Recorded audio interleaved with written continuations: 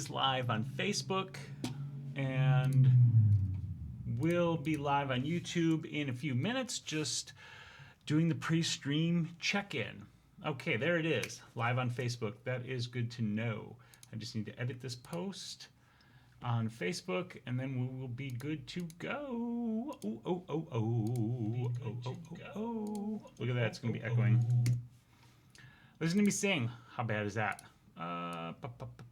Here we go. That, and paste it into there, and change the title. Blab story within a picture. Hello to everybody who's watching on Facebook. This is the pre-show. We haven't started just yet. Let's see, tags.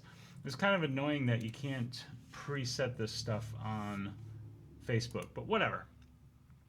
Hello, Triple M. Hey, Penny, how's it going? All right. Okay, I think we are about ready to officially... Oh, this is going on YouTube as well. I guess it just started automatically. Hello. Hello, Triple M. Hello, Sandy and Janice and Steve and Harley. Is this live on Facebook? Look, it's live on Facebook too. So I'm talking to myself. Hey, how's everybody doing?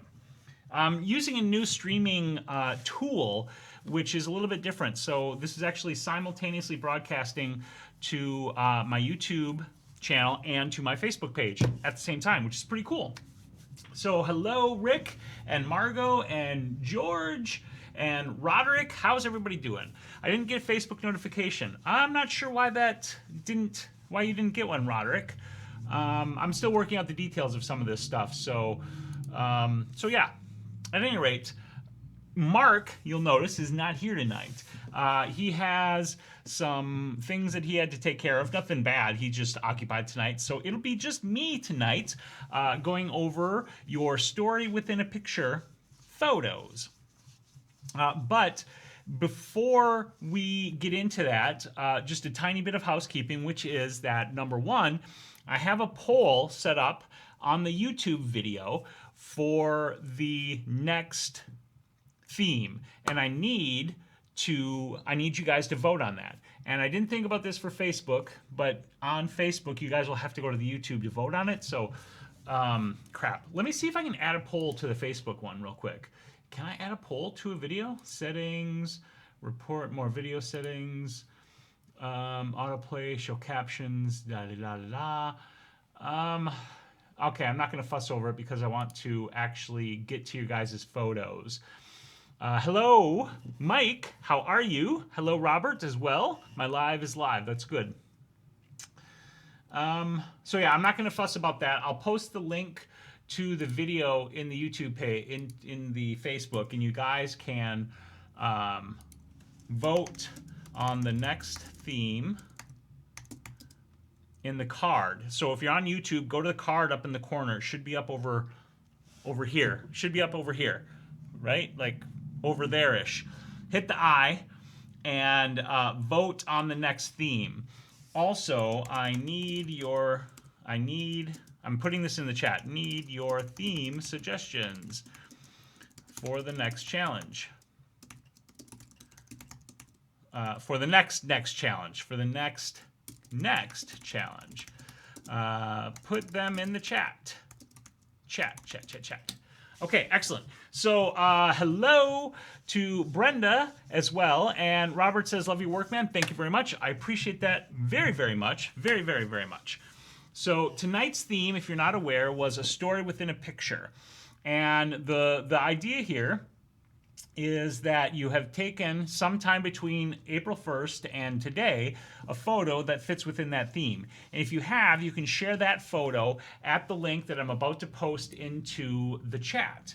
And when you post in the chat, in the share room, also include the settings for the photo and the story behind the photo, because this is the story in the photo. We want to know what that story is, so I need you guys to share that. So that is the details, and I just need to get that information and post that into the chat.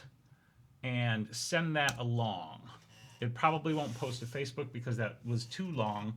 Yep, I borked it on Facebook, or on YouTube, so I'll fix it on the YouTube because it's too long. Canon story. Okay, blah, blah, blah. Sorry, doing the housekeeping stuff.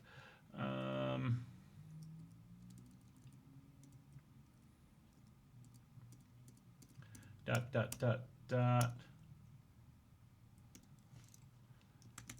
Share. Sorry, guys. This is super compelling, I know. This is new, so I'm trying to figure all of this out. Tonight's theme is a story within a picture. Almost there, almost there, almost there. There we go. Okay, that should work. Ah, gosh. Stupid YouTube is fighting with me. I'm just trying to post the link for you guys. There we go. Okay, let's do this. Starting with my picture. So I've got my picture up and ready to go, and I will tell you the settings and the story and everything else about this one. So let me switch it over so you guys can see that. That should be here. And we will do this. And then as soon as I finish that, we'll start taking a look at your photos. So we've got 1, 2, 3, 4, 5, 6 submissions so far tonight. So if you haven't already, get your photos up there so we can take a look at them. So what you're seeing on the screen right now is my photo. The story that I was trying to tell here was a story that the model and I came up with together. So the model's name here is Cecilia. She's an amazing, amazing model. I really, really enjoyed working with her, and I cannot wait to work with her again. And this is actually a character from a story called The Sandman. And The Sandman is a comic book that was written by Neil Gaiman. And a bunch of different artists worked on this comic book with him and created beautiful, beautiful, surreal, amazing art. And what I love about what we created here is, number one, it is an encapsulation of the character. The story here is this character, Delirium, who is both light and airy and free, but also kind of tortured and constantly in pain and agony, like sort of emotional distress. And we wanted to capture that dichotomy, that sort of bright, beautiful feeling, contrasting with the sort of inner turmoil that this character suffers from. And that is kind of the entire story of the Sandman arc itself. That whole comic book is beauty and turmoil kind of intertwining and fighting continuously. So the settings of this photo were my standard settings, which is ISO 200. This one actually I shot at f2.8, however, because I wanted some shallower depth of field. And then my sync speed was 1/250th of a second. And this was lit with 3 lights. One light was on Cecilia, and then 2 other lights were lighting up the background. And that background was actually a background that we finger painted together. And the fish you see are actually hung from fishing line taped to my ceiling. And real quick, let me actually show you a behind the scenes of that. They should be showing up somewhere here on my... I thought I took pictures of them. There it is, right there. So that's what the studio looked like when we were taking that photo. You can see the finger painting on the backdrop. You can see the fish hanging from the ceiling. You can actually see the fishing wire, and you can see the light setup as well. The 2 lights left and right are to light up the backdrop itself to bring out that color of the paint. And then the light above pointing down, that light had a grid, by the way, to contain that light. That light was meant to light up Cecilia. So this setup resulted in this photo right here. And that's my photo. That's the story within my photo. Is that turmoil, that fight between the beauty and the lightness and the airiness and the inner turmoil. Sandy says, how did you clean up that backdrop? I actually didn't. All I did was literally just roll it up onto the roller, and I'm going to save it and use it in the future for other photo shoots when it seems appropriate. So I basically wrote that backdrop off knowing that we were going to not destroy it, but we were going to change it for this photo shoot. Harley says, cool photo, thank you very much. Jerry has a question. Is it your responsibility to dress up the model, or is it the model's job? Generally, it's the model's job, so to speak. Like the model actually does, come up with, not come up with the wardrobe necessarily, but it's you. So let me back that up a second to answer your question, Jerry, which is that when we're talking about the wardrobe and the concept for the photo shoot, that's usually a collaborative effort. Sometimes it's not. Sometimes I just let it be open. And this is one where Cecilia entirely came up with the wardrobe herself. This was her interpretation of this character from the comic book, so this is technically a cosplay photo. But oftentimes, when I'm working with a model on a concept, we talk about the wardrobe and kind of work out what it will be. And then the model's responsibility is usually to execute that wardrobe. And then I work with them on the ideas behind the wardrobe. So that's usually how that works. So hello to Jason, who's joined, and Sandy as well. Sandy Gedry. We also have Sandy Sousa here. And Brenda says, so creative. Thank you very much. Okay, so let's move on to your guys' photos. So I'm going to get out of this here and switch over, and we will look at yours.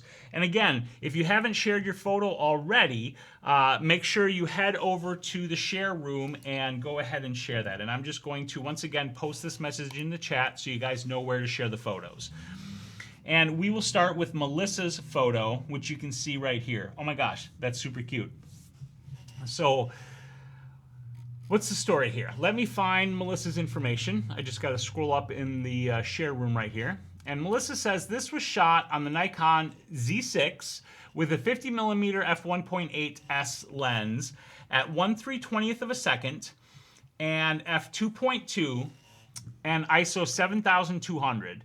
And she says, yes, 7,200. That camera has crazy ISO performance, which is really great. I don't know how well it comes through to you guys on the stream, but at ISO 7200, this image is beautifully clean, which is really wonderful. Yeah, it's like a teeny tiny frog or something. And she says, I was trying macro style shots through the plexiglass and it was misting on the tank. And she says the story of this here is sort of like looking out into the world from the perspective of this little teeny tiny creature here. So this is sort of a small world photo that we're looking at, which I'm quite liking, because what I'm seeing here is this teeny tiny little creature, right? And then the environment that that creature exists within. So this is a world unto itself is kind of the story that I get here, and I'm really enjoying that. Hello to Leroy and Mark MC, who's just joined us. Steve says noise reduction is only at 35 in Lightroom. He says it's really clean. I agree. I mean, it looks really, really great. So yeah, there's a couple of things that I like about this photo. Number one, like I said, you've got this encapsulation of a world, sort of like a world in a bottle almost, especially knowing that it was shot behind plexiglass, right? And I like all of the detail that we've gotten here. The rock that is here creates this really wonderful landscape, and the rock that the little, I'm going to call her frog, although I don't know what it actually is. The frog is sort of underneath this little rock here, which kind of creates a little home for it. It's fairly, what's the right word I'm looking for here? Monochromatic is the wrong word, but it's fairly warm and earthy in its tones, and the tones are all very complementary. They mesh well together, right? We have a lot of browns and kind of yellowish and kind of orangish tones. There's a little bit of green in the back. But the orange of the frog like really pops in here too, so it stands out. Oh, it's a dart frog, Steve says.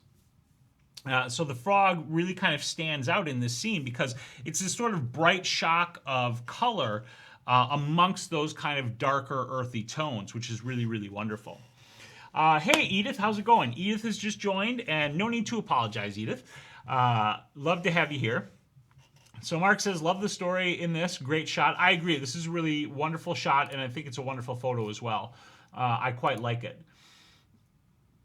All right. So let's move on to the next photo. And this photo is actually Steve. So let me move on to that one. And this one, Steve says, this was shot at a wedding that I did last Saturday. And this was shot with the Nikon D850, the 105mm f1.4 lens, and it was at f1.4. and then it was ISO 640. And Steve says, I let them walk ahead after taking some photos outside, just to get that moment of them walking together towards the venue to try to get that story style shot of where they were going. And he said the setting sunlight helped to get that nice, soft light. So the story here is them walking to their celebration, right? These two have just gotten married. That's fairly clear. You can see the wedding dress. You can see, he's wearing the tuxedo. And we're not in the ceremony, right? We're outside of this ceremony. So this is an environmental shot here. And with this environment, the context is that they are walking towards this place, walking towards this venue.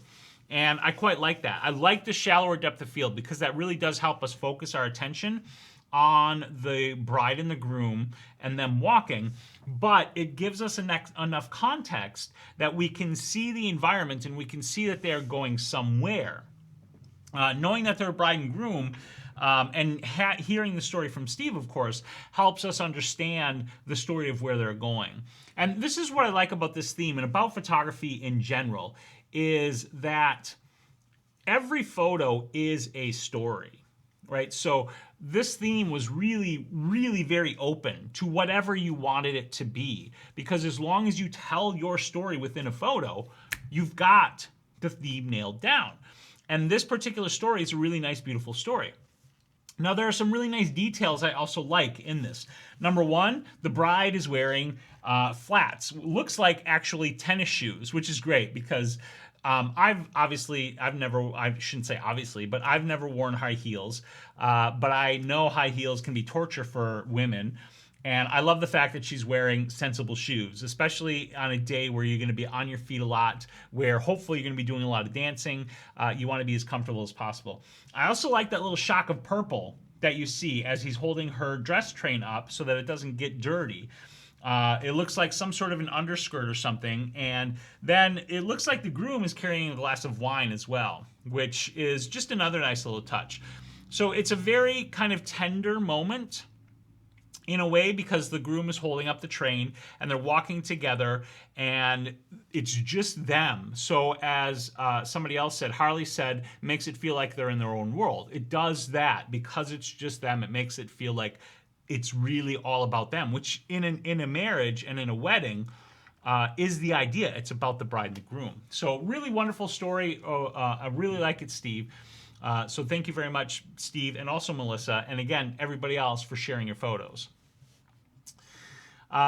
Yeah, Steve said tennis shoes, and he said her color theme was purple. Okay, that makes a lot of sense, and that's really great. It's a great color. It's a great story. I quite like it. All right, let's move on to the next photo here. Okay, this one is really nice personal shot for them to look back on. I agree, Mark. I'm just looking at the photo and trying to find the information here. Bramusa. Here it is right here. Working on our garden. Okay, let me get the photo up here. So this is the photo right here. And it says, working on our garden. My husband took a break and I snapped the picture with my Nikon Coolpix S3700. The settings here were ISO 80, 1/125th of a second, and f3.7, and the lens was zoomed to 4.5 millimeters. So the story here clearly, as she said, is that we're working on the garden.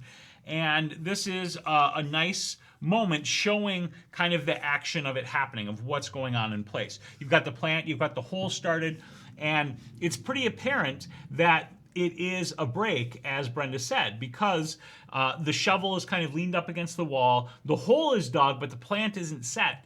So everything is kind of in between here. And you've got all this texture in this shot here, right? All of the mulch that it looks like around this area, creating this darker, slightly heavier texture area, but it's also light at the same time. And then you have the grass that's starting to peek up through that. You have the contrast of the wall. And the environment around is rather barren because we're just out of winter moving into this sort of growing season. So it kind of shows that transition as well. One thing I would like to see here, though, however, is a change in the perspective. Because, Brenda, you shot this kind of from that normal human point of view that I've talked about in a lot of my videos where I do talk about composition. which is, you know, you have the camera and you're kind of shooting down like this. And in a lot of cases, that isn't as strong an angle to compose your shot from for a couple of reasons. Number one, you have our brains, when we look at things, our brains are trying to filter them and parse what's happening and basically give us context and understanding of the world around us. And because we're used to seeing things from that point of view, from that kind of up, looking slightly down at a thing, it's easier for the brain to identify what's happening, categorize it, and sort of pass it by and say, okay, I understand the scene, the situation, and once the brain has sorted it out, it kind of doesn't worry about it quite as much.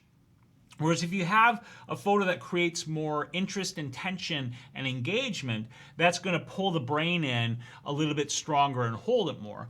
And if you had shot this from a lower angle, it may or may not be a better photo. I'm not saying that it's always the case that shooting from a lower angle is a better photo, but I think that might make it stronger because you could come down some and you'd be more intimate with the hole. You'd see the pile of dirt, and you could shoot it from up just enough that you can see down into the hole.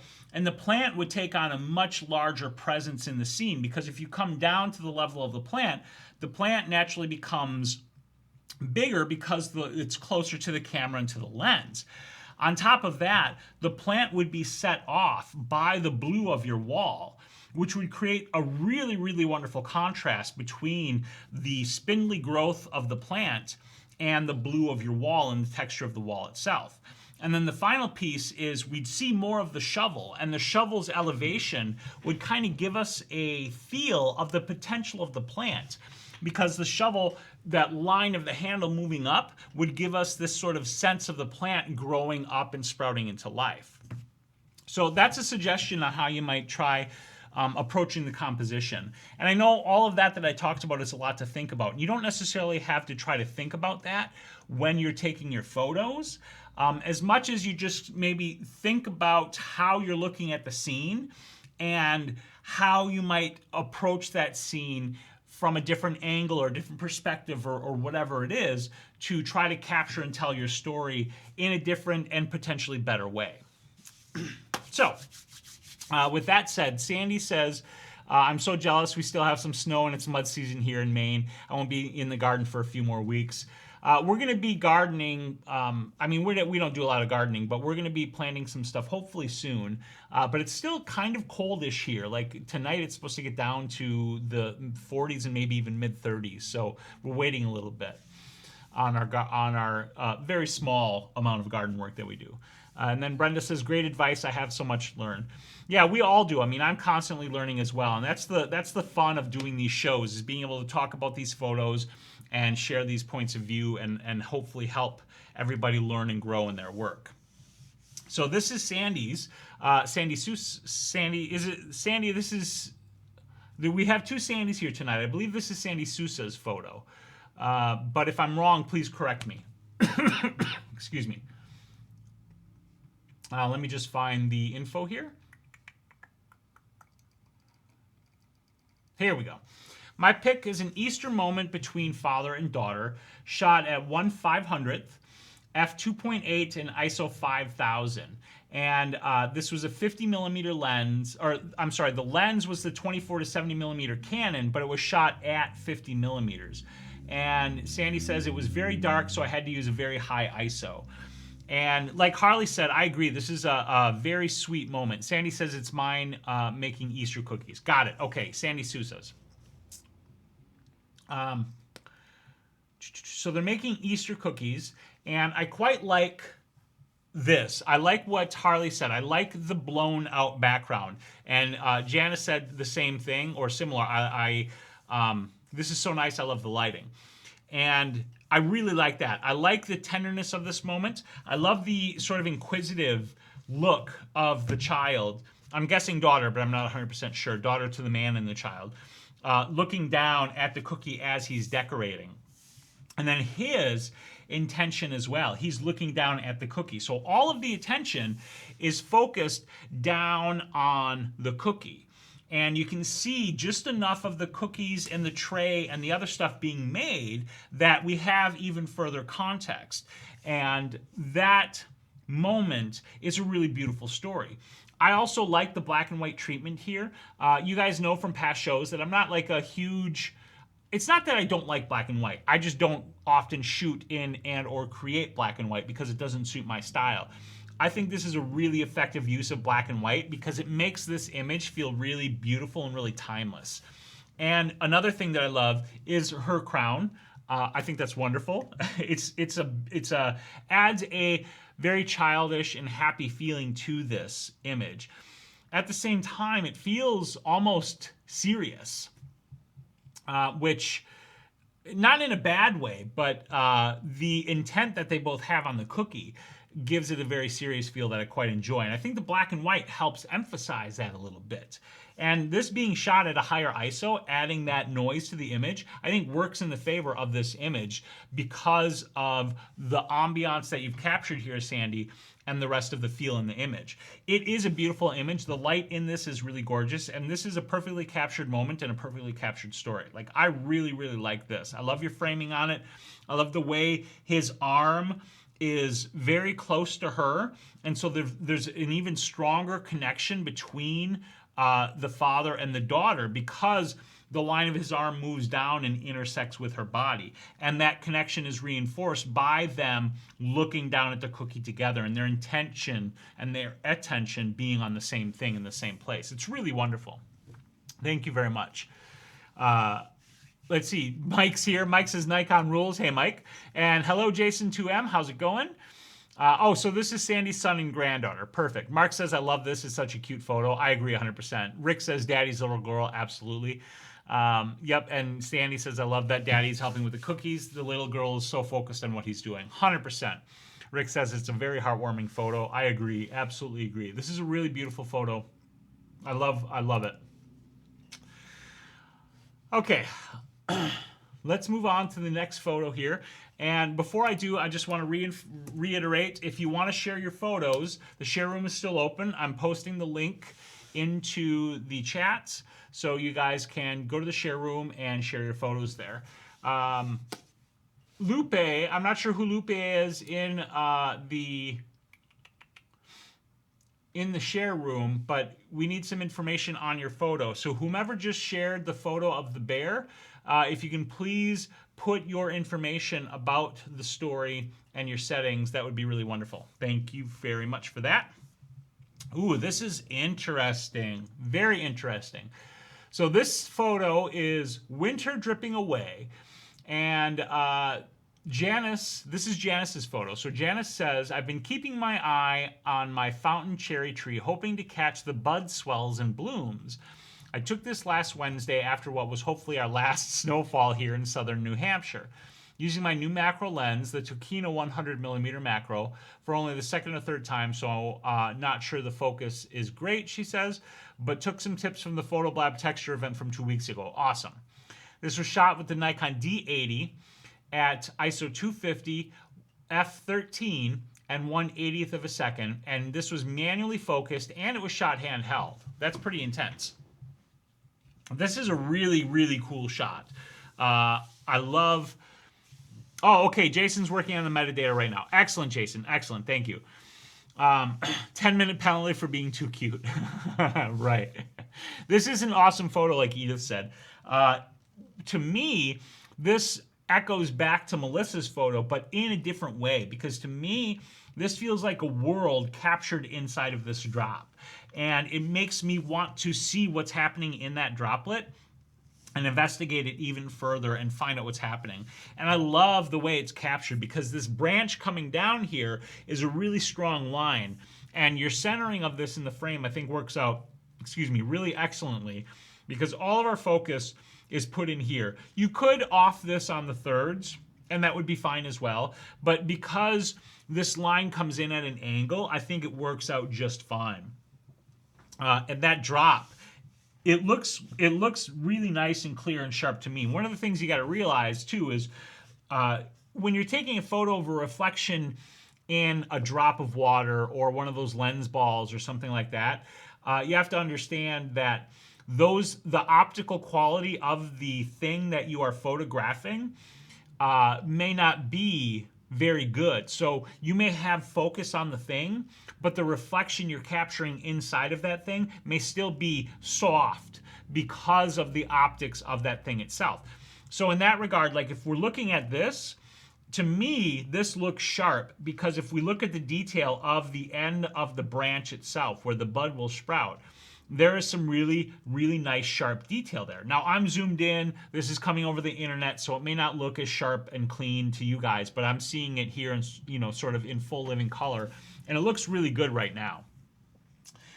Now the detail, of course, inside of the drop itself is not sharp, but that's just what I was talking about. There's, you know, the water transmitting that light is a little bit loosey-goosey, and so what you get here is mystery and this idea of a world that needs to be explored, which I really like quite a bit. I also love that shallow depth of field. Macro, of course, is great for that because when you are so close to a subject, the background will very quickly and very easily fall very out of focus into this really wonderful, beautiful bokeh. And I really like that quite a bit. I'm sorry, Janice, this is fantastic. I really like this photo. Edith says it's awesome. Harley says, I really like the centered framing. I think it'd get lost on the thirds. I agree. I think it would get lost on the thirds as well. And so I think Janice made a really nice choice in framing this the way that she did. Excellent, excellent work, Janice. All right. Quick reminder before we move on to the next photo, I need you guys to vote on the next theme. And to do that, hit the I gotta look, hit the info up in the corner, way across the way there, up in the corner, and vote on the poll. Also, if you want to make a suggestion for the next theme, for the next theme to vote on, put that into the chat and I'll collate that into a list and you can vote on that next time. So don't forget to vote to pick the next theme. If you don't vote, I'll just pick one myself. All right. Janice said, thank you very much. I really appreciate the tips from the last event. It helped with learning macro. Excellent, excellent. That's good. I'm very happy to hear that. I actually want and need to make some macro focused videos for my YouTube, for my channel, but I haven't done that yet. So that's a topic that I plan to tackle. Sorry, I keep itching myself. I have this, I'm having an allergic reaction to something in my life. It's been going on for a while, and I'm itchy like crazy, so please don't mind me constantly scratching myself. I'm not supposed to be scratching myself, by the way, so maybe yell at me if you see me scratching myself. Yeah, okay. All right. Janice says, thank you very much, everyone. And Mark says, I didn't manage to take a photo for this theme. Life kind of got in the way. I get that, it happens, but didn't want to miss all the awesome photos and show. That's good. I'm glad to hear that, and thank you, Mark, and everybody else for continuously coming and joining these shows and supporting everything that we do here. I think that's awesome. All right, let's take a look at the next photo. This one is, I'm trying to find the data here. My photo is photographs and memories. The pictures are family photos of my family and my husband's. I used the Canon T7i with the 24mm lens, and the ISO was 200. This was my first attempt at shooting from above. I had a difficult time deciding where to put the flash. I held it above the tray. Okay, this is Sandy Gedry's photo. No, Sandy, you don't have to register. It's actually fine that you don't register. That's part of why I use this service for it, because you can just go in there and post without having to register. What you can do is just at the end of your message, I'll start saying this next time. At the end of your message with your details, if you just put your name, that's all I need to be able to connect the photo back to you. If you don't register, it's fine, because I can connect the info with the photo, and if you put your name in your message, I can also connect you to that. So it's perfect. All right, Rod, yes, Spyros, some macro videos would be great, Mike says. Okay, that's something, I'll try to bump that up. I have some videos I'm working on right now, but I'll try to bump that up in my list. So this, I like this because this is a more literal interpretation of the theme, which is great. That is not, I want to be very clear that is not my brain is frying today.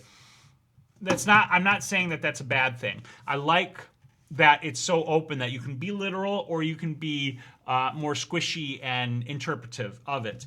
And the story here is the photos, right? This is generations. This is life. This is everything happening. In regard to the placement of the flash, Sandy, I think you did a really nice job. When you're photographing something like this and you're using flash, the biggest problem, the hardest thing to deal with, is the glare that you can get depending upon where you place the flash. And the thing to remember is that with flash and glare, or with light and glare, the angle of the light dictates everything, right? Because the angle dictates how the light is going to bounce off of the subject and back up, right? And when you are doing that, if you have the flash angled in such a way that the light bounces up into the lens, you get glare, right? But if you change that angle so that it bounces in such a way that it misses the lens, boom, no glare. Now, if you look at this, you can see there's like a little bit of glare on the edges of the tray. That is fine. Nobody cares about that because our attention is focused on the rich story that you're telling here with your photos, with the history of your and your husband's family in these pictures here. And there are a couple of elements in this that I really like that you added here, Sandy, which is that pen down in the corner, the one photo that's flipped over that has 12 months on the back, which just helps to reinforce the nature of these photos and how important these are, that this is your family's history. And then the corner there, in the lower right-hand corner, you have the scissors. And you don't even see the whole scissors. But the scissors also points us towards preserving family memories, scrapbooking, and things like that. So the story here, to me, is the preservation of that family history, the importance of that family history, and the richness of our history that is captured and shared in photographs. And the other thing I love is that it is photos within a photo, which is, you know, it's pretty meta, which is pretty awesome. But it also, for a half a second here, let me just say, it also points to the positive and powerful need for us to print more photos in this age of digital. We can flip through them on our phones and devices, you know, computers, whatever, as much as we want. But printing photos is a very powerful thing that you should definitely try to do more of. So Sandy, this is really wonderful. Thank you very much for sharing it. I think you did a wonderful job. I also think the sepia toning is a really excellent choice because that gives it a timeless feel. Just as Sandy Seuss's photo used that black and white to achieve that a similar sort of timeless feel, yours does the same. And I think that's a really excellent use of these monochromatic images, black and white and sepia. Excellent, excellent work. Okay. I want to catch up on the comments here. Cyberdoc, hello, and hello, Cochise Heart as well. Rick says, it looks like the next will be long exposure, but can you be a bit specific as with a minimum time if it goes long exposure? I would say long exposure to me is fairly open, but I would say anything under like 1/10 of a second. So like 1/10 of a second and slower, to me, that's long exposure. Obviously, I like to leave things a little bit looser because it's more fun that way for everybody to experiment. And that's what I would say, 1/10 of a second or longer. To me, that's long exposure because you're starting to get into that motion blur and capturing, you know, the moving subject or longer exposures of light coming into the camera, whatever the case might be. So we'll go with that, 1/10 of a second. Michael says, is it okay to post a picture of an authored photo? Michael, can you clarify what you mean by that? If you mean a photo that's not your own, I'd prefer that you didn't, just because that's, if you don't have permission and it can't really be clear to me that you do, I'd prefer that you don't do that, just because it's not, you know, it's a very gray area, you know, as far as just copyright concerns, but ethically it feels a little bit wrong to me. I'd much prefer it be your own photo, if you mean that it's somebody else's that you might be sharing. So let's move on to the next photo here. And This one is excellent. Let me find out the information on this one. Just trying to find the info here. Here we go. So I rather like how she stood under the blooming cherry tree in a reverent way. Then when it started to rain, she did not run for cover like everyone else, but took out the blue umbrella and continued to sort of pray and admire the photo. This is really wonderful. It says ISO 200, f7, and 1/125th of a second. And then added, you are a nice guy, but you do not have to be nice to me in your critical observation. All right. I appreciate that. I will say, though, that as you guys know, that I'm always looking for the positive aspects of these things because there's always something positive. But I do try to make this useful as well. And what I see here is really wonderful. I think there's a lot going on here. What's great is there's a lot of monotone background. You have the darker trees, you have the other blossoms that are starting to come in, but haven't come in quite so strongly as this front tree here. And this front tree obviously has huge prominence in the frame, which is really wonderful because all of that color is just blooming and bursting. And there's a beautiful contrast against the umbrella. This is exactly what Harley just said. Harley says the minority blue pulls your attention to the person. And Sandy says, I like the pop of the blue umbrella. It brings the eyes to the person. And that's exactly it.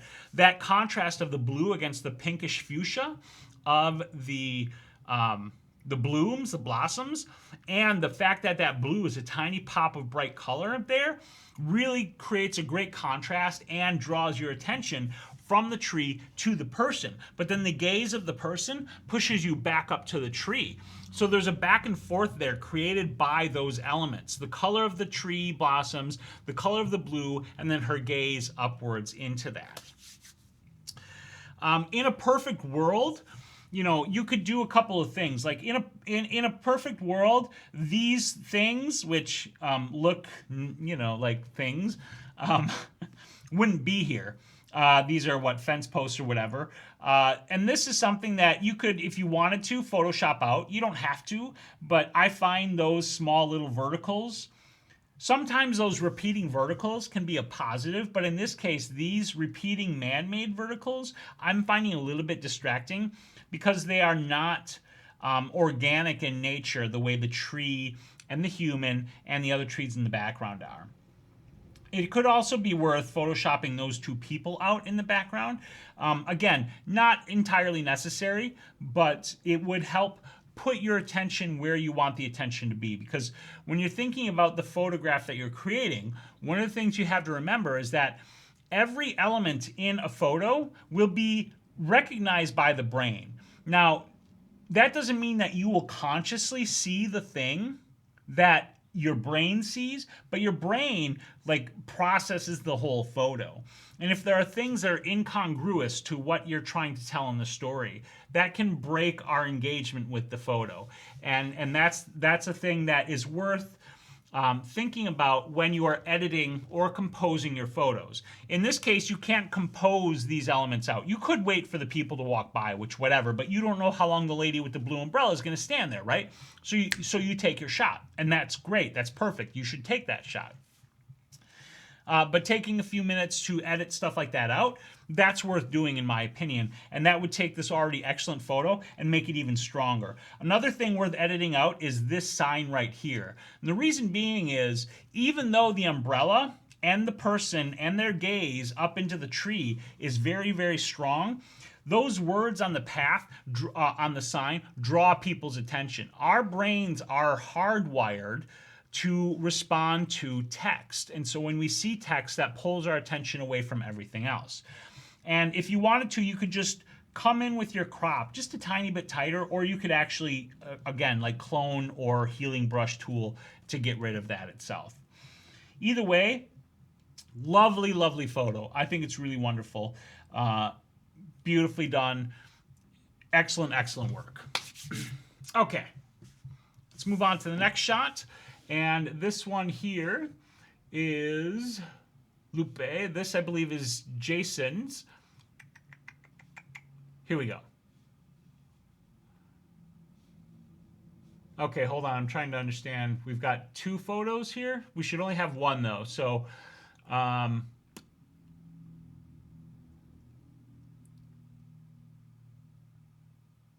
all right, we'll just pick. We'll start with the bear and we'll go with this one. So, the bear. Hey, no problem, Rick. No problem, Rick, at all. Okay, so the bear here is 160, 1/640th of a second, 135 millimeters, and ISO 200 on the Fuji XE2 using XE2S. Sorry, using a Fujifilm lens with an adapter. And it looks to me like the bear has something in its mouth, and that's a pretty strong story in and of itself, right there. Uh, it's another black and white treatment here, and I would like to see this. I would like to see this in color, and what I mean by that is I would like to see the color image just to compare it to the black and white. In this particular shot, the bear stands out nicely because of the shallow depth of field, but it also a little bit blends in because there is less contrast in terms of color between the bear and the foreground and the background. There is enough that the bear isn't lost, but it might be a little bit better if we had color here.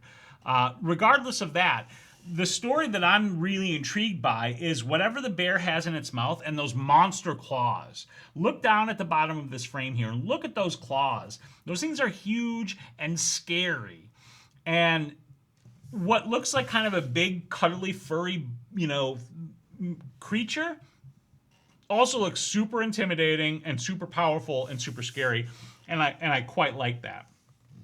The composition of this is really tight, and I think that helps the bear stand out because if it was wider, it would be easier to lose the bear in the rather monochromatic tonality of this image, or the rather monotone nature of this image. Again, there's enough tonality that I can see and separate the bear, but wider you'd lose it a little bit, and so that's why I kind of wish I could see the color version. It would be nice if you had some light in the bear's eyes, but when you're dealing with the sun and when you're dealing with an animal that could literally rip your face off, you're not going to go in there and try to put a reflector or a flash in there. So I totally get why there's no light in the bear's eyes there, right? Like that's just what happens sometimes. Yeah, Edith says the framing is great, and I agree with that 100%. I think the composition is really great as well because our focus is on the bear. The bear is centered, but the bear has a flow. There's movement to it, right? The one paw is forward. You have the bear kind of turned off to the side. So rather than just sort of being like smack in the middle of the frame, you're moving in that direction with the bear. And that imparts that motion and that idea. It feels lazy as well because, it's not, what's the right word I'm looking for? I'm not sure what the right word is, but the motion doesn't feel urgent. It doesn't feel, it feels powerful, but not fast, is what I'm trying to say. And I like it. I like it quite a bit. This is a really nice shot. I love the texture in the fur, and I love the way the light does catch the bear is really wonderful. You've got this beautiful rimming of the bear that creates another line that you kind of follow as the light moves up the neck of the bear and over the head between the ears and down the forehead and down the snout. That sort of helps to bring you through that motion as well and give you that attention on whatever the heck the bear has in its mouth. I still can't tell what the heck it is. Does he even have anything in his mouth, or is that a hind paw? I like this, such a powerful beast. Yep, great shot, have to admit, I would be running the other way. I think that's actually his paw back there, now that I look at it more, and he doesn't actually have anything in his mouth. It looks like it, though, just because of the sort of where the paw is in the shot. But it's still a very, very cool, very powerful photo. I love says over the river and through the woods, right? Edith says she loves the claws and the sharpness of it. That's what I am so drawn to is those claws. Those claws just grab my attention and they hold them because I'm imagining the power and the danger in those. It's really powerful. Janice says I love his feet. Absolutely. Thank you very much for sharing this shot with us. Okay, so the next one is also Jason, so we'll skip that one because we asked for just one photo. And this next one here is the loon. So let me get the information here. Okay, so I'm not sure whose photo this is. Just that paw. Yeah, just the paw. So I'm not sure whose photo this is. If you give us what your interpretation of the story was, I'd appreciate it. We have the settings here, which were f22 and 1/640th. We don't have an ISO, but based on the situation and the photo, I guess it was a pretty low ISO. Something in the 2 to maybe 800 range, 800 at most, and I only say that because of the length of the lens and the shutter speed. Canadian dollar. I'm not sure what that means. The eyes here are really intense. He may be licking leftovers from his paw, Rick says of the bear. Yeah, that could be. That could be. So this was shot with the 150 to 600 millimeter Tamron lens. And what we have here is what looks like, I don't know what, I know this is a bird. It's a Canadian dollar. Is this a duck or is this a duck? I'm bad at these things. The loon story is just a mama on the nest. Okay, so that's what I thought it was. This is a loon. Thank you. Oh, loon. That's the title of the image. Look at me. All right, so loon mama on the nest. And the story we get here is spring and renewal and growth and life and sort of the circle of life, right? Like, no, I gotta stop there so we don't get like copyright flagged by Disney. But, right, you know what I'm talking about? Like Lion King, birth, rebirth, and life and evolution and family and all of that stuff is really, really wonderful. And the eye that you captured here on this loon, Mike, I'm guessing this is yours, is really very intense, and I like that intensity, right? It's the bird appears very much to be eyeballing you, like, what's up, dude? And what are you doing here? And why are you peeping on my nest where my baby eggs are, right?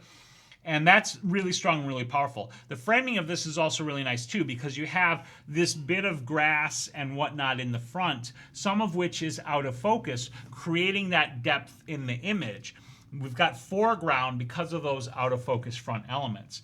And that frames in the loon and gives us additional context and depth and helps set the nest off from the rest of the scene. In addition, the background foliage is going out of focus as well, out of the plane of focus. And that lets us, again, place this loon in this scene and in this frame. Mike says it is his. Yes, it's in the Boundary Waters canoe area in Minnesota. Excellent, excellent. So I'm imagining you were in the water when you shot this with the lens, or were you on ground but just really far away? Either way, it's a really cool shot. I like the way the loon is like super flat, covering everything up, covering what I'm assuming are eggs underneath, and waiting for those little hatchlings to hatch. And it tells a really nice story. This one's another pretty straightforward story, which again isn't a bad thing. Edith says the colors are beautiful, and I agree with that. The patterns are nice too. That's a really good point, Edith. I like the contrast of the leafy patterns in the background against the kind of sticks and lines that we get out of the nest, and then the contrast between the darkness of the loon's colors and the rather bright and vibrant colors of the green and the foliage around. Okay, so Mike did shoot this on a canoe. That's an impressive shot, shooting a huge long lens like that. I don't know what your zoom was on this shot, Mike, but your water is moving a little bit too, which is going to make it even harder to hold that lens and get that sharp photo. So all in all, this is a pretty impressive shot on top of that. Sandy says this loon appears to be sitting on a nest. I like the closeness, although I imagine you must have used a telephoto lens. Yeah, exactly. Love the color against the black and white. Mark says, great shot. I agree with that as well. It's really, really nicely done. These are really great photos that you guys have been sharing tonight, and I'm quite happy with them.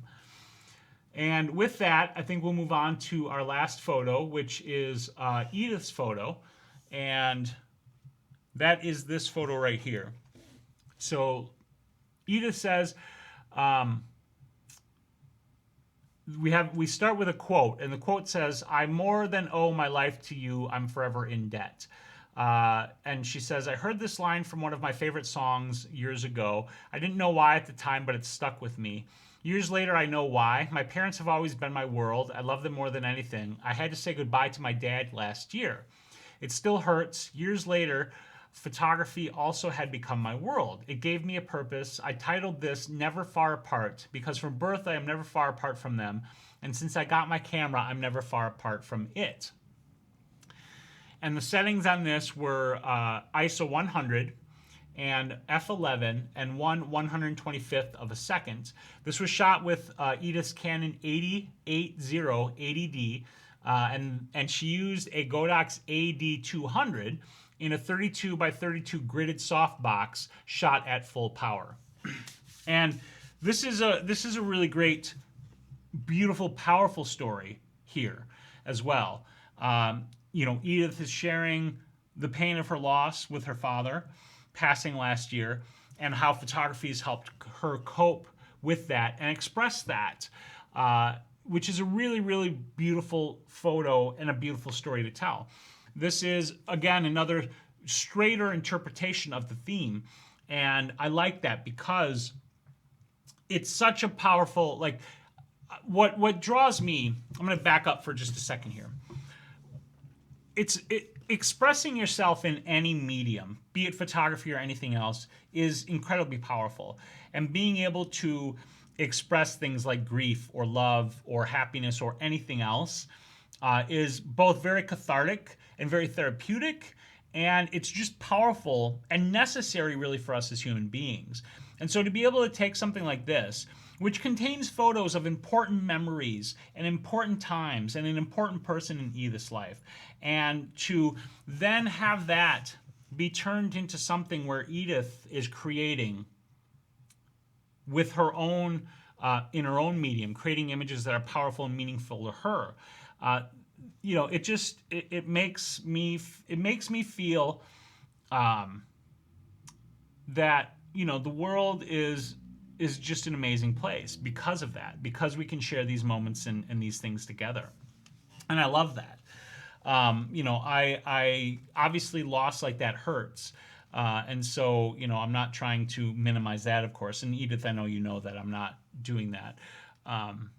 But it's powerful. It's powerful and it's strong. And I love the two photos that you chose because they show what appear to be very happy moments between you and your father. He's got a big smile on his face. You've got a big child smile on your face, which I think is wonderful. In the other one, it looks like you've got a snack and ice cream or some kind of a treat that a kid would love, which is also really wonderful. And I just love that powerful connection. The other thing I like is how you composed and lit this. I think your lighting is really beautiful. That gridded softbox gave you a very nice, soft, beautiful light that I think is very appropriate for this photo.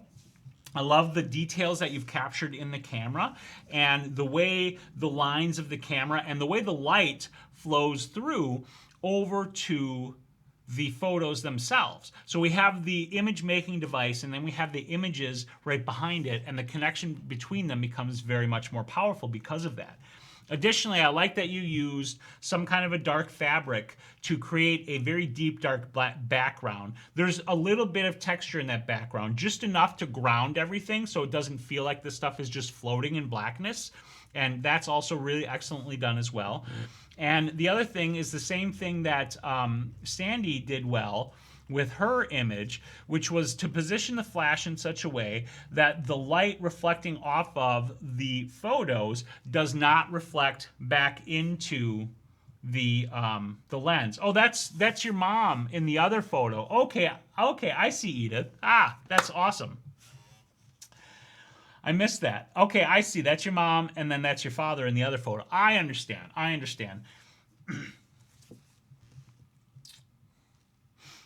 Okay, I lost track of what I was saying. All right, so the point, this is moving. I hope this exercise helps in your healing, Edith. I agree. I found photography very powerful and very healing for me in my life, and that's part of why I do what I do, with these shows and with the videos that I make, is try to give everybody else, share with people the tools that I have to be able to express myself, to create, and to share in the same fashion. And that's the bottom line. It's a very powerful thing. And I want to thank all of you for sharing your stories and your photos with me tonight and with everybody else tonight on this show. And I don't know what the theme is, but we're about towards the end here. So what I'm going to do is check out the poll so I can see the results of it. And give you guys... Oh, your mom suggested these photos? That's even better. That's really wonderful. That's really wonderful. Okay. Sending you to Creator Studio. In the left menu, click Analytics Cards. Okay, I've got to look for the poll results so we can figure out what our next theme challenge is going to be. Pardon this very compelling live content as I look for that. Thank you for all of your kind words, everyone. I truly appreciate it. Thank you again, Edith, for sharing this photo and your loss and your journey in this. And thank you to everybody else again for sharing your photos. I'm getting the results right now, Steve. Give me just a moment here. Analytics. I can never remember. And then I need to go to cards. And then I can see the results. So I got to find it.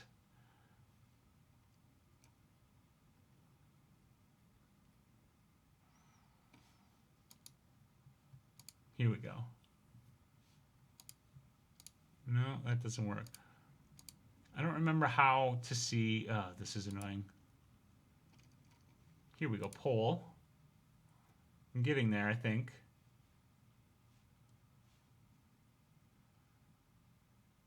Okay, this isn't working, so give me just a second here to do this the old-fashioned way. I gotta go here, go here. Sorry, guys, for this ultra-compelling content.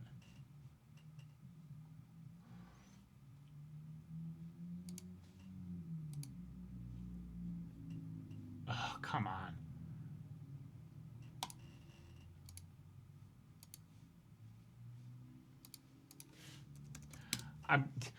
It is increasingly, I can't believe they make it this difficult to get to the results of a poll that you're running.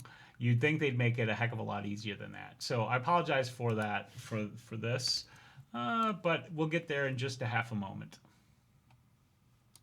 Here it is, and the poll, and... Okay, looks like we got a pretty clear winner. The next theme is going to be long exposure. Okay, and those photos will be due, let me look at the calendar here. Today's the 22nd. So those photos will be due May 6th, I think. Let me look at this one more time. Yep, due May 6th.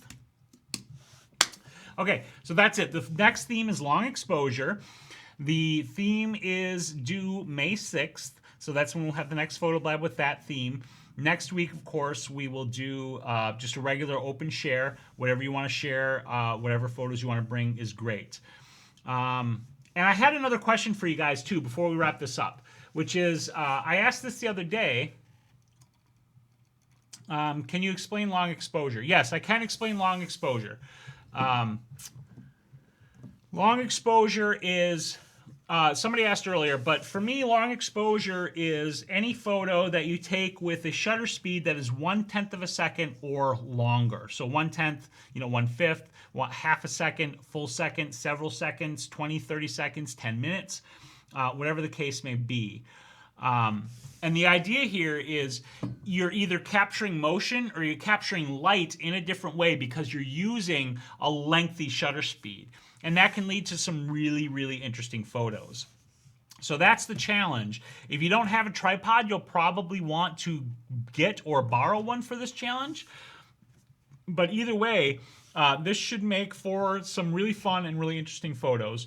And again, that's long exposure, and that will be due May 6th. And if you have questions about long exposure, go ahead and shoot me a message, and I can answer and help you out with the photo and the challenge if you need some help with it.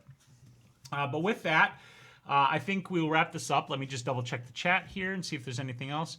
Oh, the question that I wanted to ask you guys is, do you want us to change this format at all? Like Mike here is asking about what to do, topics for discussion, what to do with your old photos and the Afghan girl controversy. And I quite like just talking about the photos. Do you guys miss us talking about like news and current events as far as photography is concerned? Is that something that you would like to see, whether it's in Photo Blab or in something else, maybe another live show, maybe on Fridays during the live edit where we hang out, I talk about news and photography events. The question is that something you want to see from me? Do you want discussion of those kinds of topics, or do you just like talking about our photos, sharing our photos, and learning from our photos? Let me know in the chat real quick, and then we'll wrap this bad boy up. So I'm going to put that into the chat as well.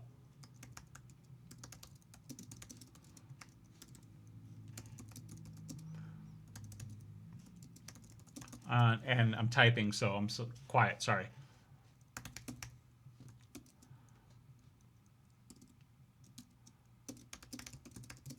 Or would you also like to see discussion?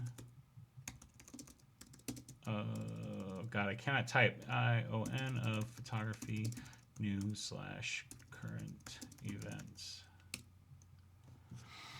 You could talk about paper and I would still show up. Well, Mark, I appreciate that very, very much. I like it the way it is. News and topics could be on the Friday edit show. The focus on photos, just photos, is better. It takes the usual gear, news crap out of it. Yeah, that's quite part of what I really like.